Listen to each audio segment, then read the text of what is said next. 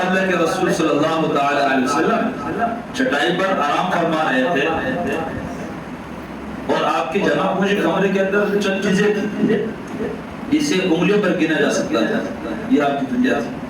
ایسا نہیں تھا کہ آپ کے پاس آتی نہیں تھی.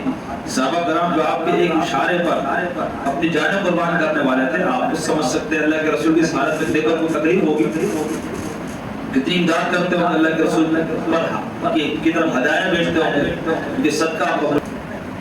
فرمایا یہ بیماری ایسی ہے یہ بڑھاپے میں بھی جوان رہتی ہے. یحرم ابن آدم ویشب منہ اثنان. تو انسان تو بوڑھا ہو جاتا ہے لیکن بڑھاپے میں بھی دو چیزیں جوان رہتی ہیں. الحرص علی المال والحرص علی العمر. ایک مال کی حرص, دوسرا زندگی کی حرص, زیادہ جینے کی حرص. تو یہ انسان کی برکت. اللہ تبارک و تعالی نے ہمیں قرآن کریم اپنی طرف سے کتاب ہدایت عطا فرمائی ہے جو انسان کی قدم قدم پر رہنمائی کرتی ہے. جس زندگی سے ہم گزر رہے ہیں اسے دنیا کی زندگی کہا جاتا ہے. جو آیت میں نے تلاوت کی ہے اس میں اللہ تبارک و تعالی نے اس زندگی سے متعلق رہنمائی فرمائی اور اس کی حقیقت بیان فرمائی کہ دنیا کی زندگی کی حقیقت کیا ہے جسے ہم زندگی سمجھتے ہیں. بنانے والا رب اسے کیا بتاتا ہے, وہ کیسی زندگی ہے اور وہ کتنی پائیدار ہے اور اس کی حقیقت کیا ہے. تو اللہ تبارک و تعالیٰ چونکہ بندوں سے بڑے پیار کرنے والے ہیں, بڑی محبت فرمانے والے ہیں اور اللہ تبارک و تعالیٰ چاہتے ہیں بندے حقیقت کو سمجھیں اور جو حقیقت ہے اس پر عمل کر لیں اور جو زندگی حقیقی زندگی ہے یعنی آخرت کی زندگی اسے فراموش نہ کریں, اسے نہ بھول بیٹھے کیونکہ اس کا جو خسارہ ہے جو نقصان ہے وہ پھر ختم نہ ہونے والا ہے. دنیا کے اندر انسان کو کوئی نقصان ہو جاتا ہے تجارت میں کاروبار میں تو دو چار دن تو غم ہوتا ہے لیکن وقت گزرتے گزرتے وہ غم بھی کمزور پڑ جاتا ہے اور پھر آخر ایک وقت آتا ہے وہ غم بالکل ختم ہو جاتا ہے. یعنی دنیا کے بڑے سے بڑا خسارہ وہ ہمیشہ کے لیے نہیں ہوتا, وہ چند دن کے لیے تکلیف دہ ہوتا ہے. لیکن آخرت کا خسارہ جو ہے وہ ایسا نہیں ہے, وہ ہر دن بڑھتے ہی رہے گا. اس پر افسوس شرمندگی وہ بڑھتی رہے گی. تو آپ اندازہ کریں وہ کتنا عظیم خسارہ ہوگا. اور حقیقت میں خسارہ اور نقصان وہی ہے کہ جو انسان کے دل کو ہمیشہ کے لیے بیچے گا. اس لیے اللہ تبارک و تعالیٰ نے دنیا کی زندگی کی حقیقت سمجھائی ہے اور فرمایا اعلموا انما الحیات الدنیا. اس بات کو اچھی طرح سمجھو کہ دنیا کی زندگی لعب ولہو, یہ کھیل ہے تماشا ہے اور وتفاخر بینکم, آپس میں ایک دوسرے سے فخر اور اپنے آپ کو بہتر سمجھنا اور تکاثر فی الاموال, مال کی کثرت. یہ چار چیزیں دنیا کی زندگی ہے. اب ہر زندگی میں ایسا دور آتا ہے کہ ان چاروں چیزوں میں سے ایک چیز انسان کا محبوب مشغلہ ہوتا ہے. بچپن میں انسان کا بچپن ہوتا ہے تو اسے کھیل سے محبت ہوتی ہے, اسے کھلونوں سے محبت ہوتی ہے, بڑوں کو اس کی حرکتیں مچلانے لگتی ہیں. لیکن اس کی زندگی ان کھلونوں کے اندر بسی ہوئی ہوتی ہے اور وہ ان کھلونوں پر ایسا فریفتہ ہوتا ہے کہ اس کھلونے کے ٹوٹنے سے گویا کہ اس کی زندگی کی کوئی عظیم چیز اس سے کھو گئی. دل افسردہ ہو جاتا ہے. کبھی کبھار بڑے ہنس بھی رہے ہوتے ہیں لیکن اس سے پتہ چلتا بچے کی دل میں کیا گزر رہی ہے, کیونکہ وہ اپنا بچپن ان کے سامنے نہیں ہوتا, ان کا اب کوئی اور مشغلہ ہوتا ہے بڑی عمر میں. تو بچوں کے کھلونوں کو کھلونے ہی سمجھتے ہیں لیکن وہ بچے کی زندگی ہوتی ہے. ایسا ہوتا ہے اگر ہم سوچیں ہماری زندگی میں جب بچپن تھا تو ہمیں کھلونے سے کتنی محبت ہوتی تھی. کھلونے جمع کرتے تھے. آپ ابھی بھی دیکھ لیں چھوٹے بچوں کی جیبوں میں عجیب سی چیزیں ہوگی, جب نکالیں گے عجیب سے ہی نہیں, اس کا سر نہ پیر کسی کام کی نظر نہیں آئے گی, لیکن بچوں کو سے بڑی محبت ہو رہی ہے. تو یہ اللہ کی طرف سے یہ عمر وہ ہے کہ بچے کو اس کی دنیا یہ کھلونا ہے. بڑوں کے لیے کوئی اہمیت نہیں ہے. کسی نے خوب کہا کسی بچے کے کھلونے جیسا میرا ہونا ہے نہ ہونے جیسا.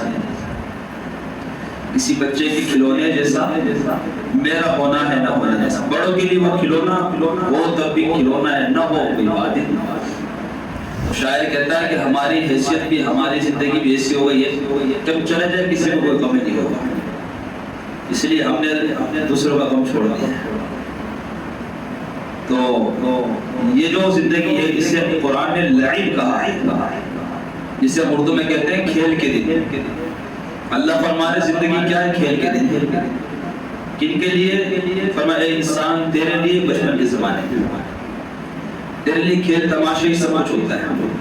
ولا اور تھوڑا سا بڑا ہوا تو کھیل کی طرف آ گیا, کھلونوں سے نکل کر تجھے فلاں کھیل اچھا لگتا ہے, تو فلاں کھلاڑی کو پسند کرتا ہے, تجھے فلاں کھیل سے محبت ہوتی ہے, اور تجھے یہی تماشے اچھے لگتے ہیں, کھیل کود میں تیرا دل بہلتا ہے.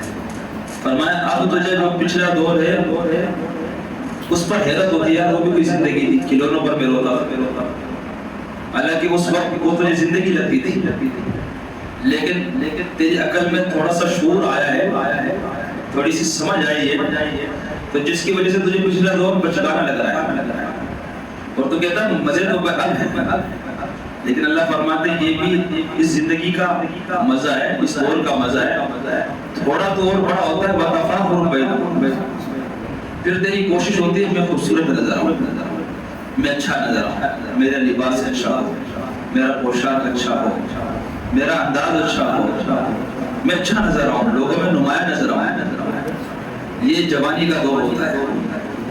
یہ جوانی کے ابتدائی دور کا زمانہ ہوتا ہے جسے قرآن نے تفاخر بینکم فرمایا کہ تمہیں آپس میں ایک دوسرے پر فخر کرتے ہو, آپس میں ایک دوسرے پر فخر کہ میں اچھا لگ رہا ہوں, میں نمایاں نظر آ رہا ہوں, اور میں نمایاں نظر رہا ہوں, اچھا نظر رہا ہوں, وغیرہ وغیرہ.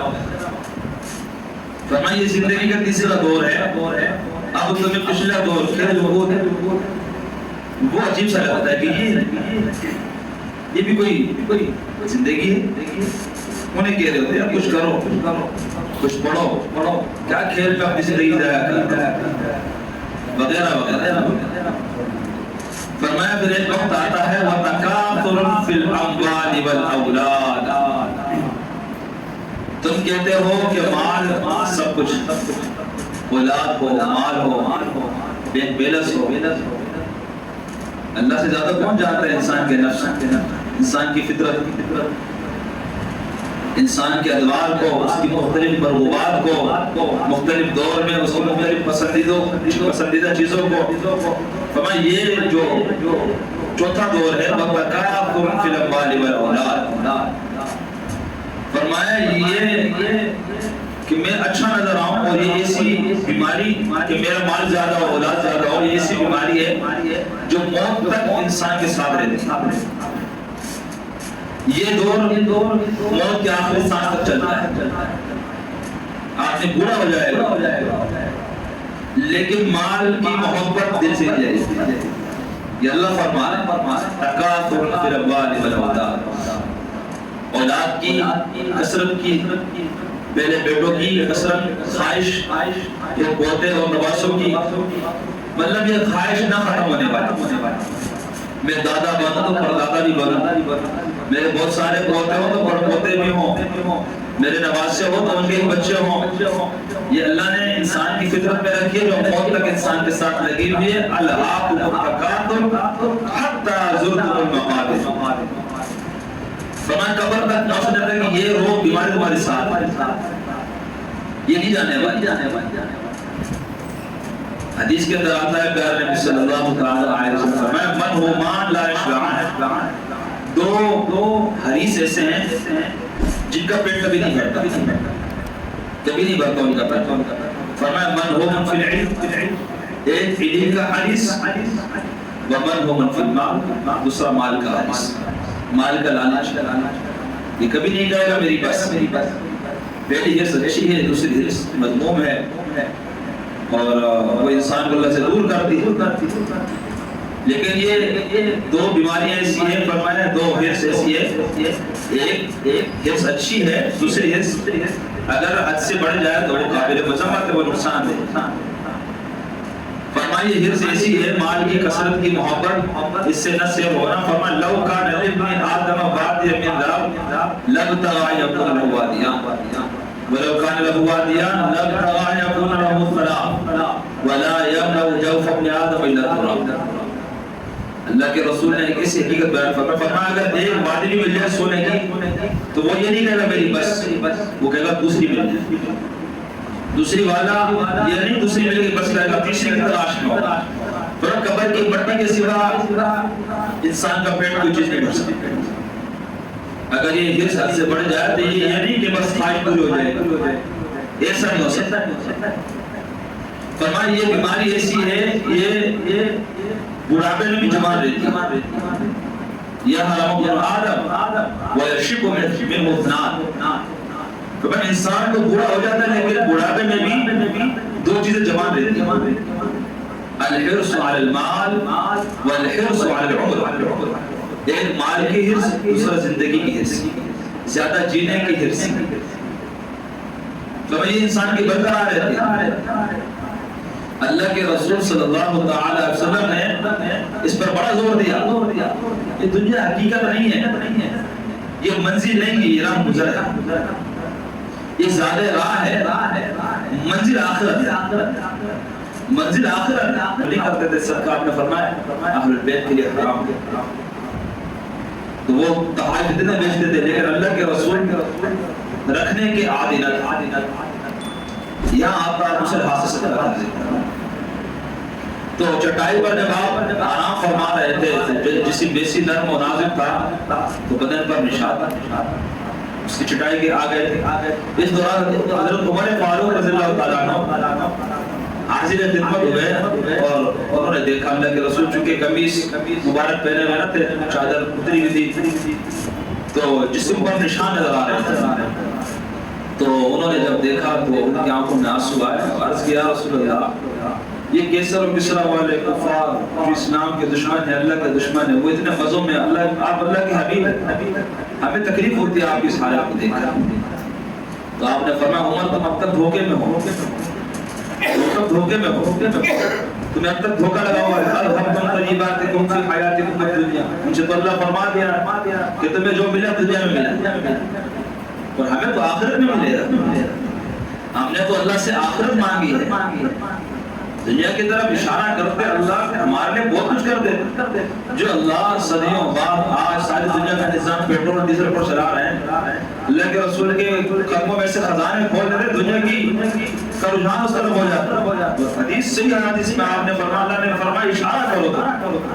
تم ایک بار کہو کہ ہم تمہیں نبی کبیر امیر بنا دیں گے، امیر کبیر انسان بنا دیں گے اگر تم کہو. لیکن آپ نے فرمایا نہیں، یاد میں نہیں چاہتا اسی سے. میں صبر والی زندگی چاہتا ہوں، شکر والی زندگی چاہتا ہوں. مجھے صبر چاہیے، شکر چاہیے. مجھے ایک وقت آپ کی نعمت آپ کا کھانا چاہیے، ایک وقت میں بھوکا رہنا چاہتا ہوں. خود اپنی مرضی سے آپ نے خدا سے بھوک مانگی ہے. تو آپ نے فرمایا عمر تم دھوکے سے نہیں نکلے، ہمارے لیے تو آخرت بلکہ سب کو ملے گی، سب کی آخرت آپ کے سب کی ملے گی. آپ کے اشاروں سے اللہ قسمتوں کا فیصلہ بدلے گا. آپ کی شفاعت سے اللہ امتوں کی قائم پلٹ رہے گی. آپ اللہ کے حبیب آپ کو اندازہ کریں جو اللہ آسمان و زمین کی کنجیاں جس کے قبضے میں حقیقت میں اللہ کے اللہ کے سامنے یہ دنیا کی حقیقت تھی اور اللہ نے اپنے نبی کو وہی تربیت فرمائی دی. دنیا کیا ہے؟ متاع الغرور ہے. یہ دھوکے کا سامان ہے. متاع عربی کے اندر کہتے ہیں وہ کپڑا جس سے توا پکڑا جاتا ہے. وہ کپڑا کو اپنی جیب میں رکھے گا، اس کپڑے کو کوئی بستر کے طور پر استعمال کرے گا. اللہ نے فرمایا ساری دنیا، ہم کہہ رہے ہیں اللہ یہ تو بڑی رنگین ہے، یہ تو بڑی اچھی نظر آ رہی ہے، اللہ فرماتے ہیں نہیں، میں بنانے والا بے بتاوی متا ہے، یہ وہی اس کی حیثیت میرے ہاں وہی کپڑا توبے کو پکڑنے والا، اس کی حیثیت یہی ہے۔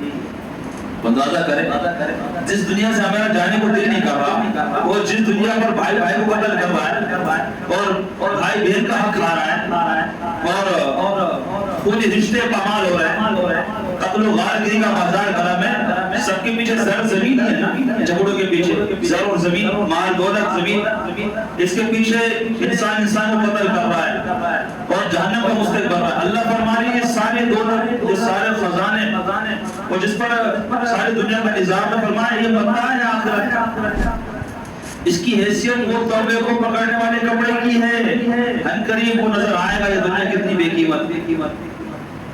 تو جن کی تربیت اللہ نے فرمائی ہو اور جو سمجھتے دنیا متاع ہے، اللہ کے رسول سے زیادہ کون سمجھ سکتے ہیں؟ پھر آپ نے فرمایا ہماری مثال تو ایسی ہے جیسے مسافر راستے میں چل رہا ہو، تھکاوٹ ہوئی، گرمی لگی، ایک جگہ چھاؤں نظر آیا، تھوڑی دیر کے لیے وہاں بیٹھ گیا، آرام کیا۔ فرمایا دنیا ہمارے لیے ایسی ہے۔ اللہم رفیق الاعلی، آخری وقت اللہ نے آپ کو اختیار دیا، رہنا چاہتے ہو ہم تمہیں اور زندگی دے دیں۔ واحد ہستی کائنات کی علماء نے لکھا ہے، واحد ہستی جس سے اللہ نے پوچھ کر روح قبض کروائی، اجازت لے کر فرشتے داخل ہوئے، اجازت لے کر اندر آئے فرشتے، اور اللہ نے اختیار دیا تب بھی رہنا چاہتے ہم تمہیں زندگی دے دیتے، اور اگر ہمارے پاس آنا چاہتے ہم تم سے ملاقات کا شوق رکھتے ہیں۔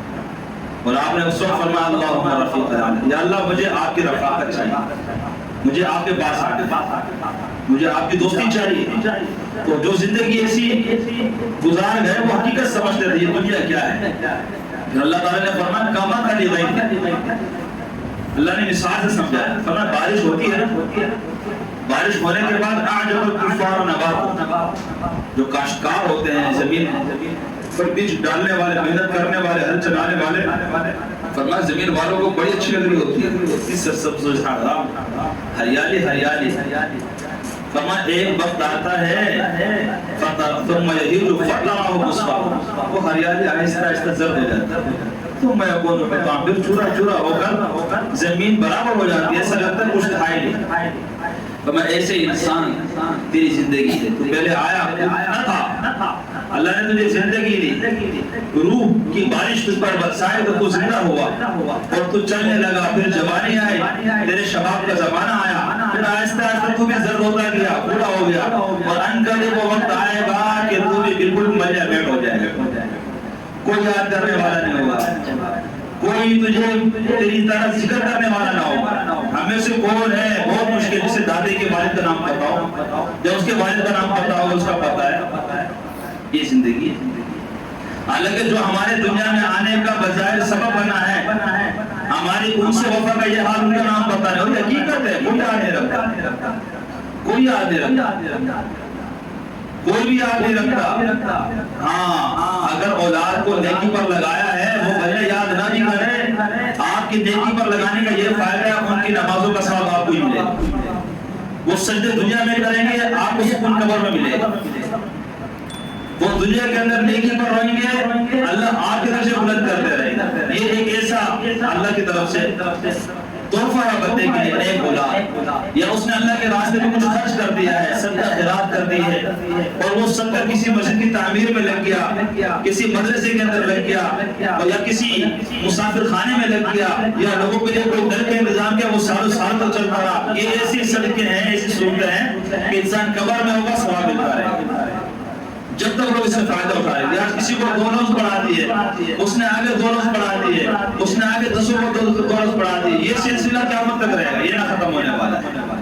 کسی کو دین کی تعلیم دے دی، کوئی مسئلہ بتا دیا، اس نے کسی اور کو بتا دیا، کسی کو آپ نے نماز سکھا دی، وہ نماز پڑھتا رہا، آپ کے موت کے بعد آپ کو ثواب ملتا رہے گا۔ تو یہ ایسے راستے ہیں نیکی کے، الدال علی الخیر کفاعل، جب تک وہ کرتا رہے گا آپ کو برابر اس کے اجر کے برابر اجر ملتا رہے گا، اس کے اجر میں کمی نہیں آئے گی۔ اللہ کے رسول نے یہ نہیں کہ اللہ اس کے اجر میں کمی کر دیں گے، کیونکہ خزانے اللہ کے پاس ہے، کوئی کمی تو ہے نہیں، اللہ جس کو جتنا دینا چاہے، واللہ یضاعف لمن یشاء، اس کے لیے چاہوں بڑھا دوں، اتنا بڑھا دوں کہ بے حساب بڑھا دوں، اللہ کے پاس خزانوں کی کمی نہیں۔ میں عرض کر رہا تھا میرے بھائی دوستوں کو، اللہ نے دنیا کی حقیقت سمجھائی، یہ سمجھانے کے بعد اللہ فرماتے ہیں سابقوا الی مغفرۃ من ربکم۔ جب یہ حقیقت ہے دنیا کی تو پھر دوڑ لگاؤ، کہاں دوڑ لگاؤ؟ اللہ سے اپنا کو بخشواؤ، الی مغفرۃ من ربکم وجنۃ، اس جنت کی طرف دوڑ لگاؤ نا، عرضها كعرض السماء والارض، جس کی چوڑائی آسمان و زمین کے برابر، لمبائی کتنی ہوگی؟ زمین پھر بھی کہتے ہیں ایک نہ ایک جگہ ختم ہو جاتی ہے، لیکن آسمان کے بارے میں آج تک کسی نے کہا اس کی کوئی انتہا ہے؟ اتنا وسیع آسمان، اللہ فرما رہے صرف چوڑائی تھی اس جنت میں سمجھانے کے لیے، کیونکہ ہمارے پاس سمجھنے کے لیے آسمان سے بڑی کوئی چیز ہے ہی نہیں۔ اللہ نے فرمایا ایسی چوڑائی ہے بس تم سمجھو ان سے آسمان اور زمین چھوڑے، جتنے یہ ہیں ان کی وسعتیں ہیں، صرف چوڑائی یہ ہیں، پر اس جنت کی طرف دوڑ لگاؤ، اعدت للذین آمنوا باللہ ورسولہ، اللہ نے وہ اپنے پیاروں کے لیے تیار کی ہے، ایمان والوں کے لیے تیار کی ہے۔ میرے بھائی دوستوں بزرگوں، یہ حقیقت ہے کہ دنیا کی زندگی بے قیمت۔ آج اس وقت ہم یہاں ہیں، ایک وقت آئے گا یہ مسجد ہوگی، یہ زمین تو ہوگی، یہاں مسجد بھی ہوگی، لیکن ہم میں سے کوئی نہیں ہوگا۔ آپ نظر دوڑائیں، آج سے 5-6 سال پہلے ہمارے صف اول میں بیٹھنے والے اور بھی تھے، آس پاس کے تھے، آپ کے بھی ذہن میں آ رہا ہوگا، وہ نہیں ہے۔ ایسی وقت آئے گا، اگلا سال ہو، اگلا دن ہو، اگلا مہینہ ہو، کوئی بھروسہ نہیں ہے۔ ایسا بھی ہوتا ہے فلاں آدمی بیمار ہے، یہ ہوتا ہے یار بہت بیمار ہے، زندگی مشکل ہے، وہ کہنے والوں سے پہلے چلا جاتا ہے۔ بیمار بولا نے زندگی دی ہوتی تو یہ تھوڑی بیماری آئے گی تو موت بھی آ جائے گی، چلتا پھرتا آدمی گر جاتا ہے۔ جس زندگی کی حقیقت یہ ہے، عمر کے آخری حصے میں بھی 70 سال کے عمر میں بندہ اپنے لیے گھر بنا رہا ہو، کیونکہ حقیقت کو نہیں سمجھتا، حقیقت کا اس کو وہ علم نہیں ہوتا جو نبی نے دیا اسے، جو اسے کتابوں نے بتایا، اس حقیقت سے ناشنا ہوتا ہے، وہ دنیا کے لیے سب کچھ کر رہا ہوتا ہے۔